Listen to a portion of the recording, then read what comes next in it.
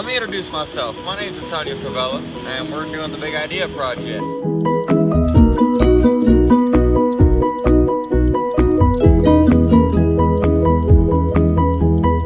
Our original idea was to go to children's hospitals dressed up as superheroes and visit the kids, give them active. Going visiting with some kids who have cancer, different problems.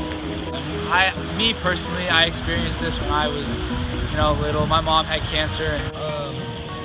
My cousin actually died from having leukemia, and he had cancer for 2 years and suffered in the hospital for 2 years, and then just died. I think it's really important to me because people don't really realize, or a lot of people don't really realize what it's like for the kids inside the hospitals. Being in that hospital all the time and realizing how boring it is and just sitting there. We want to make these kids have friends. We want to go in there and we want to make them smile and we want to make friends with them. And that was our whole goal because we want to make them feel like they're important. Just make their lives different, impact their days, and give them something fun to do at the hospital. Whenever we first started, that was our main priority, our main target, and we loved it. It was going great.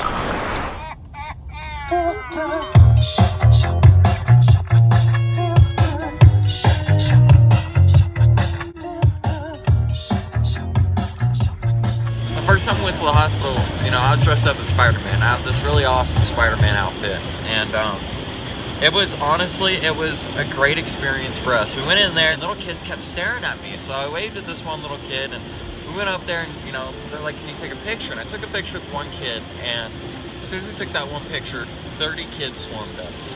It was insane. But the most heart-touching one was this baby. It just came out of surgery. It had a really, really low survival rate, but it's just now coming home from the hospital. This guy is from somewhere out of the country. You can tell by his accent and everything. And he told me that he wanted me to take a picture with his baby to show to the baby's siblings that Spider-Man saved its life. Well, honestly, man, that little kid just had surgery and he thought it would mean the world if I could take a picture with him. It's moving. I love it. To have that right there way down on you, it leaves me at a loss of words. I can't explain how much that's changed, me, how much it's made this project come real. Oh, that's it right there. Super good one.